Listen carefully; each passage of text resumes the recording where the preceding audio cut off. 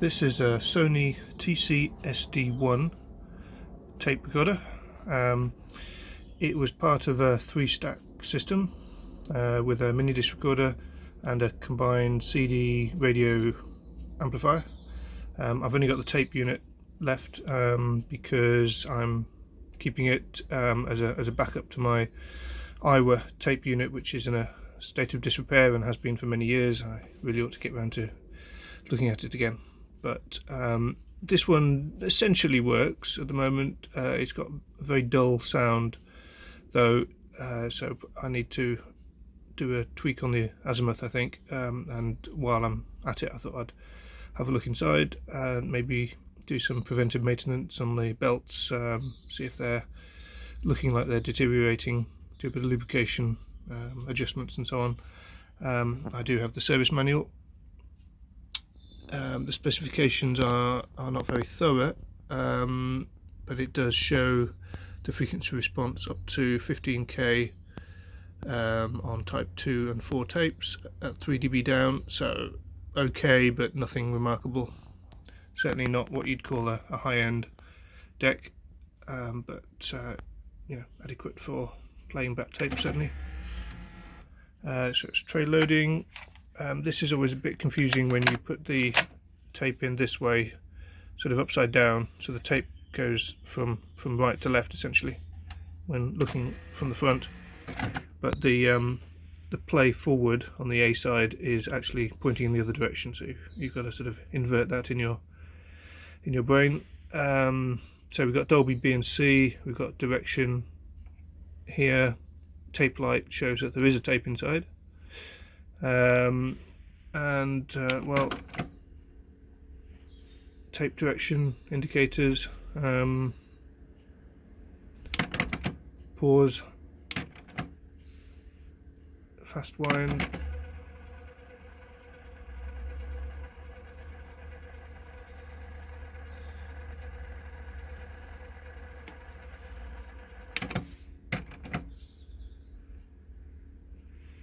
and as you can see, level meters,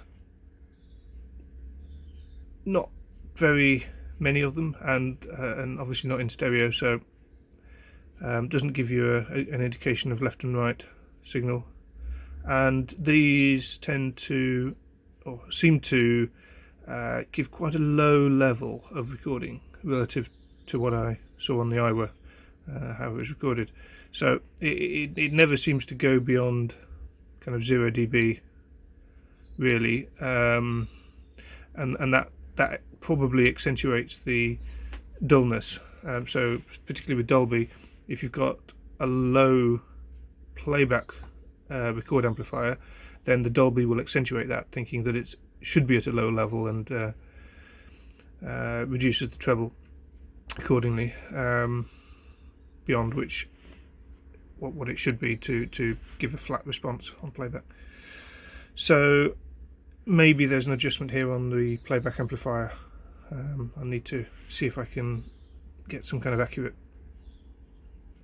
setting on these levels and do a conversion, because the record levels in dB between decks are many different standards, and you've got to work out what reference they're talking about. So next thing to do is probably do a quick mechanical check and make sure that is as good as we can get it given its age, and then we'll look at some of the electrical adjustments. So to open the cover, you've got the obvious screws at the side, 2 on each side, 1 at the back. The front panel is a little bit more difficult, I found. There's 2 underneath on each side, and some plastic clips, and then you've got to carefully move the cover forward, but there is a connection here to this cable here, which is easily broken, I think, very thin wires, so you've got to prise that open, or prise that up, which is a little bit tricky. on the other side I've left the connections in, but for the moment, but this ribbon cable is easy to snag. I've slightly damaged the bottom of it with the cover lifting up, so be careful of that.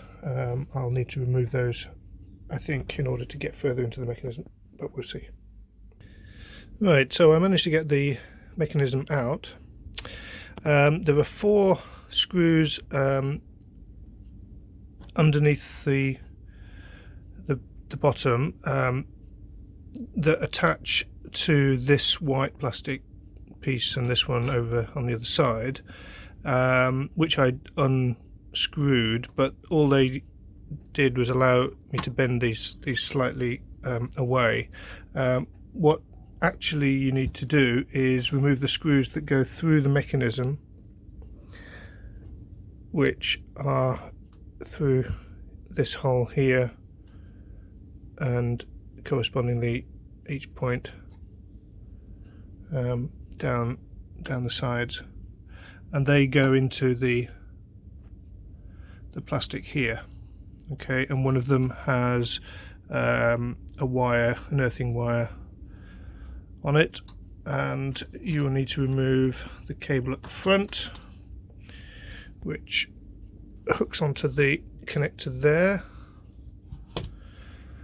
and there's a connector that goes onto the side here, which is off the right hand side here as you look at the front.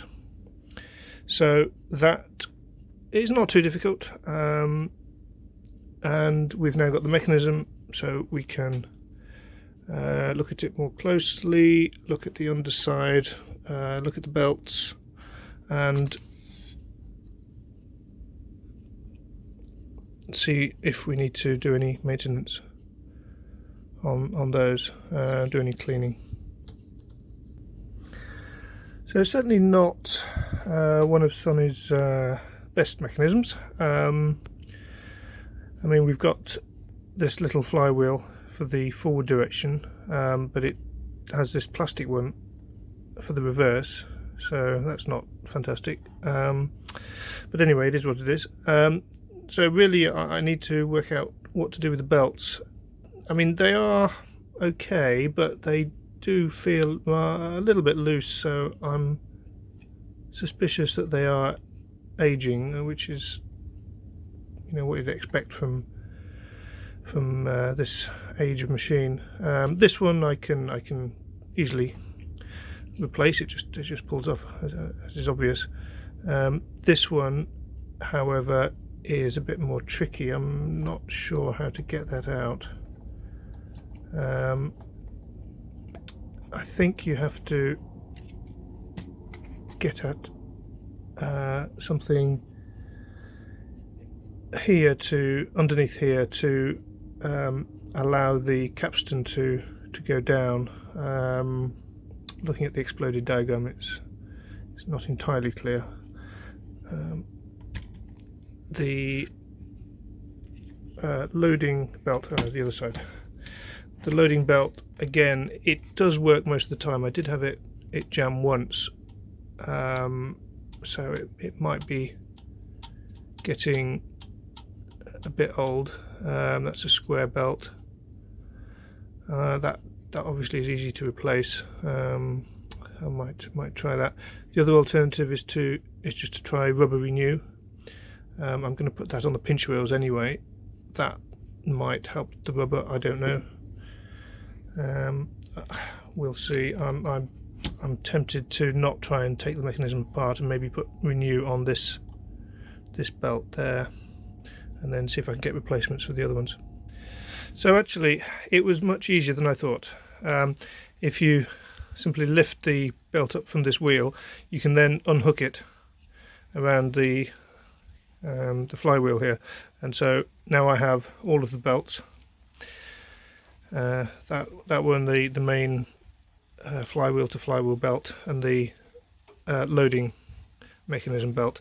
This one seems to be the worst, not entirely circular, and obviously where it's been sitting for a long time unused against one of the wheels. and sort of least rubbery, but it only has to drive the mechanism. It doesn't have to be particularly even. So I think I'm going to just try rubber renew on all of them and see how they go. I'm taking measurements now, and I'll put them in the comments. The problem is, if you wait until the belts really have disintegrated, then, or even just aged so they stretch, you're then kind of guessing more as to what the belts were supposed to be in terms of dimensions. It's rather annoying that the service manual doesn't actually specify dimensions of the belt. It just says things like, here, a part number, belt. Okay, yeah, I know that. I know it's a belt. Give me dimensions, please. But I suppose at the time you were supposed to order a special belt with that part number from Sony. But anyway, so yeah, I'll put those belts back in once I've dipped them and soaked them in rubber renew, and that's probably going to be enough for the time being. So I tried to lubricate some parts, some moving parts.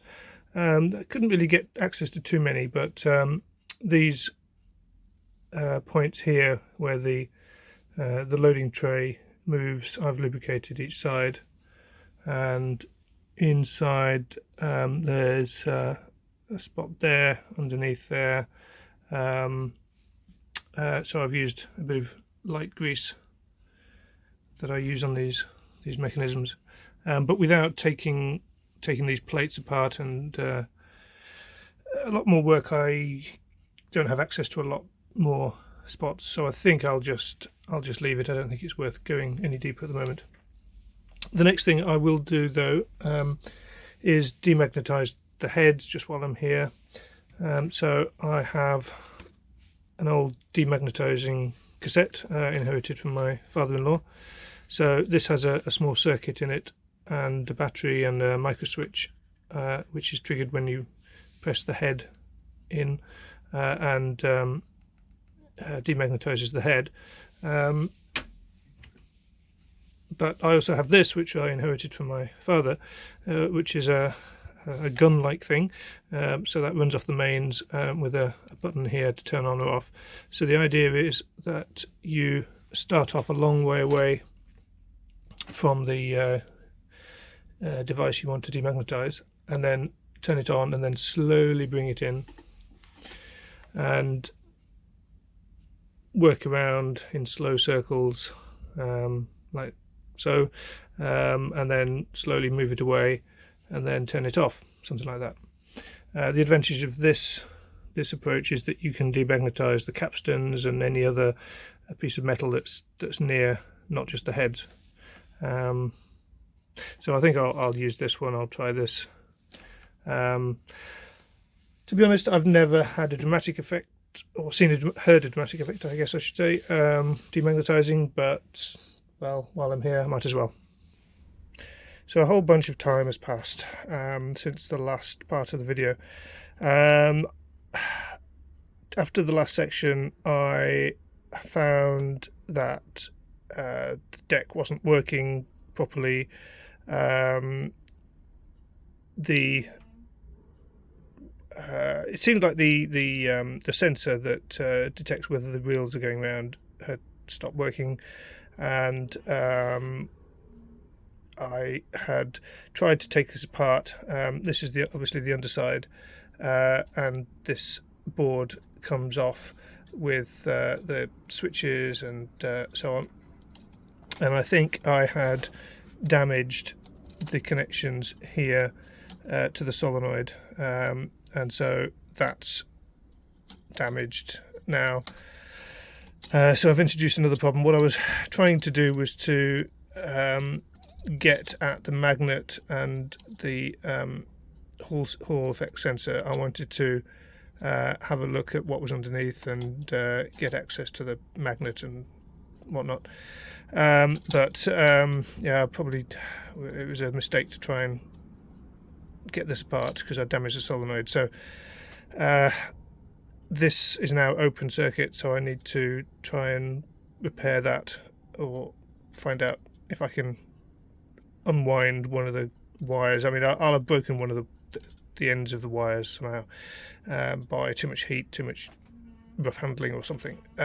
So that's where we are. I've got to now undo my additional problem that I've caused. Alright, I think I've managed to repair this. So the problem was that this white plastic is just soft nylon. So without any significant force on those pins, it just, well, particularly when it's hot, it melts, and there's no structure to stop the pin just being pulled out. So any force on the PCB that gets transferred to those pins just pulls them out of the nylon, and then it just breaks the tiny thin wire from the winding, and that's what happened. So I was able to just find a bit of a few millimeters of wire just kind of there as it comes off the solenoid, and scrape away the enamel coating and just tin it slightly, and then I've got a bit of tiny wire from a transformer which I was able to wrap around. So I'm just going to seal it with some glue, this stuff here, which I find quite handy for various things. It's sort of quite sticky, which is good for glue, but what I mean by that is it's tacky, but not hard. It doesn't dry hard and solid like epoxy, but it's slightly rubbery, slightly soft. Anyway, I've used it for a few things. I'll try to seal that. So I mean, the point of this is that if you are going to take off this circuit board, this is a very, very weak point, and somehow you really need to kind of properly desolder all around the holes, and maybe even try to push the pins in as you move the circuit board up. So yeah, I don't want to have to remove this again. Anyway, so I'm going to glue that, and then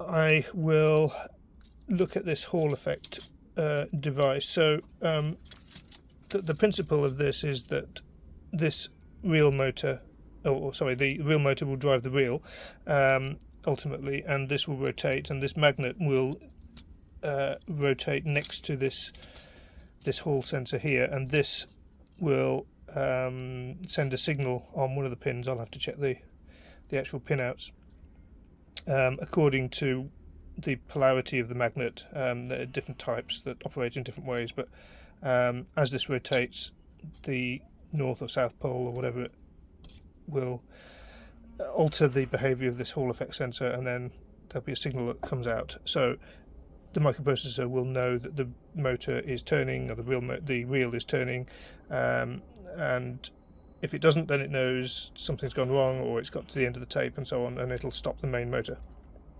So that obviously has to work for it to continue to drive. So I guess I should, or I can, just work out the pinouts and then just monitor the output of this.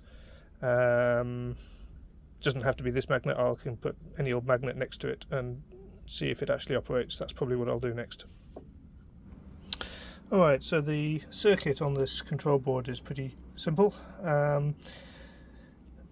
So it's simply this chip, which effectively has a ground here, which we can refer to, and the input plus voltage is on pin 1, which goes to pin 8 of the connector, and then the output signal is on pin 12. So it's easy to just wire this up with about 12 volts or something. So that's what I've done. So over here I've got my voltage source going into the board like so, and looking at the output line there, which is sitting around 0. So if we bring a magnet such as this one around to it, we should see some change if it's working, and as you can see, it does indeed seem to change between high and low.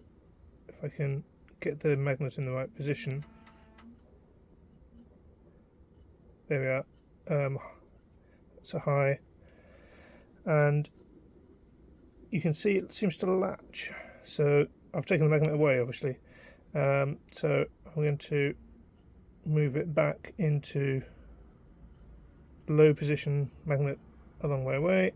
I'm just rotating the magnet sort of at random to,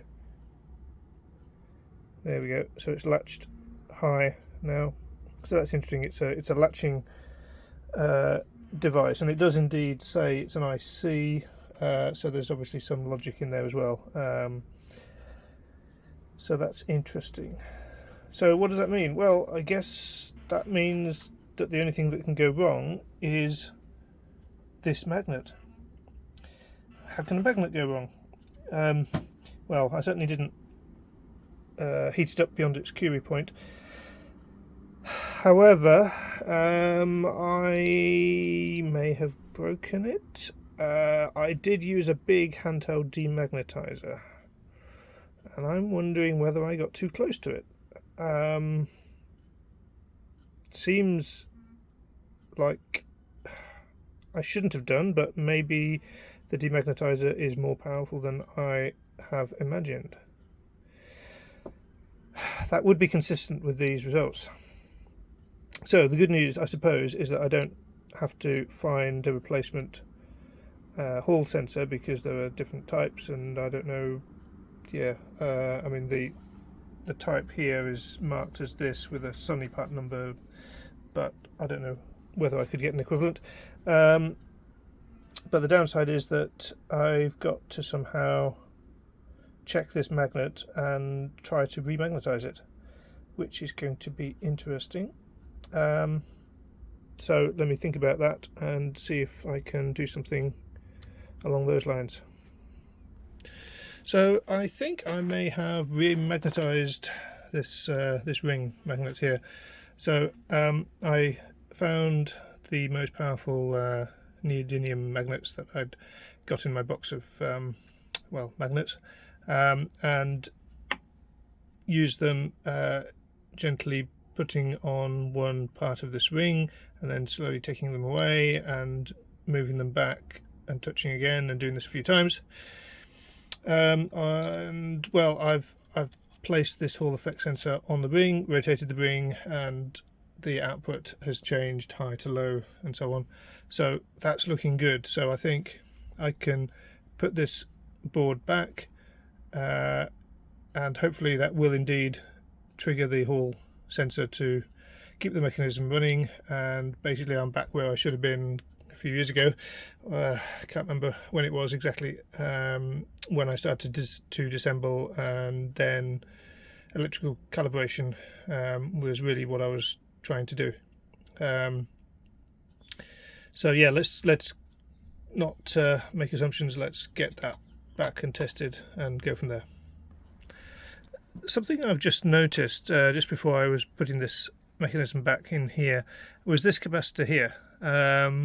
I'm kind of annoyed by capacitors and other components that are sort of mounted at strange angles, but obviously that doesn't really affect the electrical characteristics. But anyway, this capacitor here, whatever it does, I just noticed the underside, and I don't know whether you can see, but it's basically, it's just wobbling. That leg there is just, that's more than a dry joint, that's just not connected at all. So I don't know quite what that was doing, probably some decoupling or something, but yeah, I'll have to reflow that for sure, and maybe I'll just have a quick examination of the board, both sides, just in case there's some other faulty joints. Alright, so this is back together again, so let's have a go at turning it on and putting in some random tape.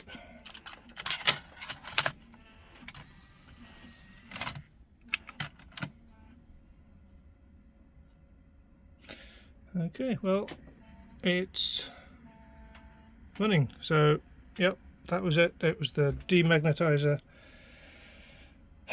Okay, that's good. We can now do some calibration with the pots that are down here. So I'll have to read the manual and yeah, start making some adjustments. Learning from my past mistake, I am now going to use this demagnetizing cassette, which has a little battery and a circuit there. The head thing here is on a micro switch which turns it on, and I don't know if you can see, but the light should come on, yeah, just about, and it should do something, demagnetize the head. So I'm just going to pop that in.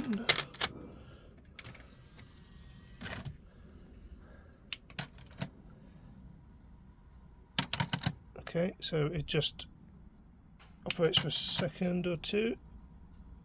So I'm assuming it's done its stuff. If there was any magnetization on the head, hopefully that will have removed it. One of the easiest adjustments to make, as long as you've got some kind of set test tape, is the speed adjustment. Of course, they specify some Sony tape, which I won't have, but I've got a general purpose test tape here that I've had for a while. Anyway, it's got some various tones on, and so as long as I can measure on the oscilloscope, which I'm just taking out here, I can check the frequency that it's playing back. Now this one is a Dolby test at 315 Hertz, so looking at the frequency there, it's sort of between 312 and 316, sometimes jumps up. So that's within a good enough range. I think it specifies within 3%. If you do need to change it, it's the usual adjustment on the motor, which you can get to through this little gap in the plastic, and I don't know whether you can see, get enough light in there, but it's the usual little hole in the motor, just through there, and then a little screwdriver in there will adjust the motor potentiometer. But it's close enough, so I'm not going to risk damaging anything or making it worse. So yep, that's the first adjustment checked, at least. Probably the second one I'll do the azimuth next. For some reason the azimuth is said to be adjusted first on the reverse direction. I really don't see why that would make any difference, but that's what it says. Anyway, you've got the two screws for the forward and backwards direction, so I'm going to start with the reverse direction. I'm going to be adjusting this screw here. So let's start the test tape, and as we adjust this with a non-magnetic screwdriver, we can see on the oscilloscope we can adjust the volume and also get the left and right channels in phase, like so. So that's how you do the adjustment, and then we will flip the tape over and check the other screw for the other direction. Now we are ready to do the playback levels. So the two controls are here around the side, left here and right. So if we were to ignore Dolby for a moment, then it's not very critical at all. You just really want left and right to be the same. But if we bring Dolby into the picture, as indeed this deck of course has BNC, that's where things become more important, because the Dolby system needs to have an accurate calibration to a particular level. So you see on the level meters here, it's got a Dolby symbol. So that is supposed to indicate the particular Dolby level, which I believe is 200 nanowebbers per meter flux strength, and that should be marked on all decks that have Dolby.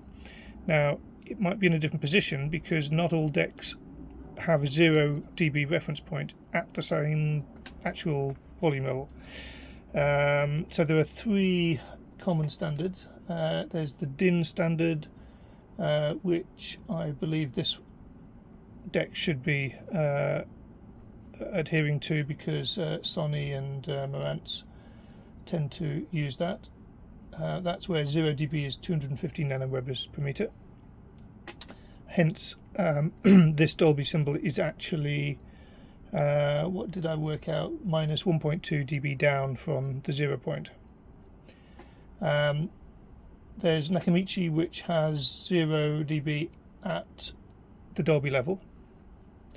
And then there's an old Philips standard, which Iwer and Akai and others use, which is 0 dB is 160, I think, nanowebbers per meter, which means that the Dolby level would be reported up at 2.8 plus 2.8 dB. So that adds a bit of variability just for fun. So what are we going to do here? We've got this calibration tape which has a Dolby level on it. So if I play back, we should be able to have that playback at the Dolby level, which would be great if the Dolby level corresponded to a particular light, but it doesn't. So we've got a very coarse-grained indication here. So we've got -5 and 0. So what I have done, I've set the playback levels to be equal and just turning on 0. Then I can measure the actual level that's coming off the tape, or coming not literally off the tape, but I suppose out of the back of the line level. So that's a reference point. Then I'm going to calculate what minus 1.2 dB is to take me down to the Dolby level, which is 0.871, and then I'm going to multiply that by the reading on the oscilloscope and adjust the playback settings to match that value. So that would mean that it will be playing back somewhere between these two lights. I won't be able to see exactly where it is, but by calculation and adjustment on the actual levels, that should be correct. So that's going to be my procedure. So if we just show how it's looking at the moment. Now I've got to wait for the tape to wind on past the initial blank piece.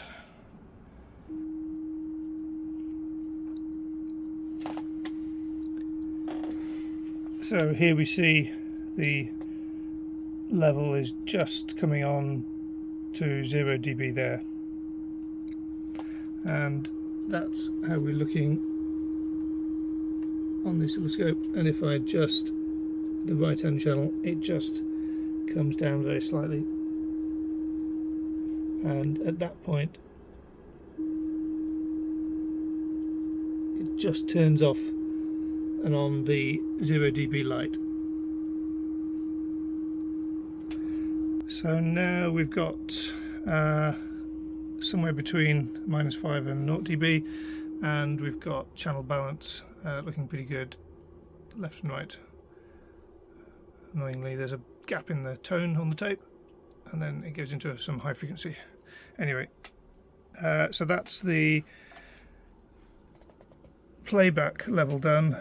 We've got other settings we could play with.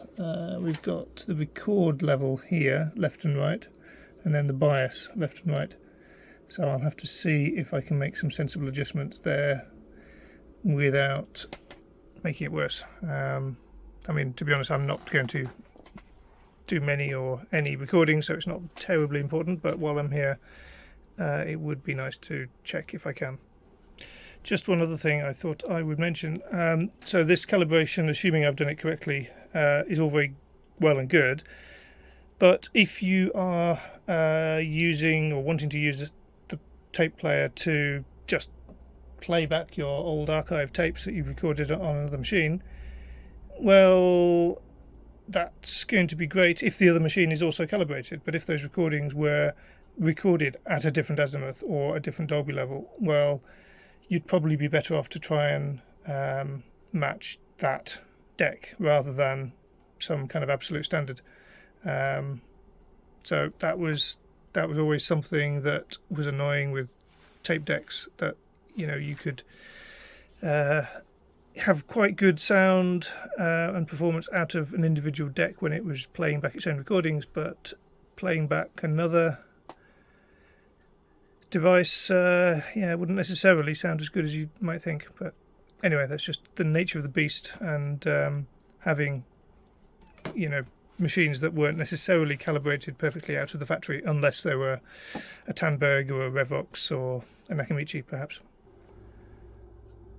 Alright, so as you can see here, I've got a sweep oscillator going, a few hundred hertz to 10k or so from my oscillator here. My dad would call this a wobulator. So this is going to go into the tape deck in record mode, and then I'm going to check on playback how the frequency response looks, and then work out if I need to tweak the bias. So those bias controls would be increased to increase the bias if the frequency response at the top end is too low, and vice versa. So too low bias would give you more distortion but higher top end, and vice versa.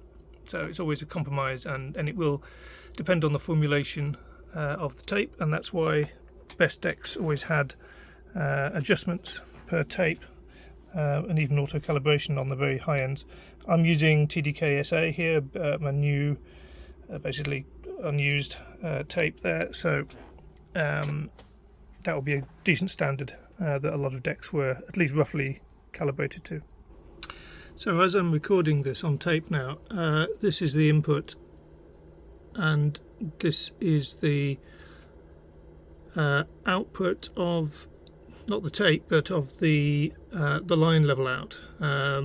So you can actually see, even with it not actually going onto and out of the tape, a little bit of dip there at the high frequencies, which is interesting. I wouldn't have expected that, because we're not going right up to the extremes of 15-20k.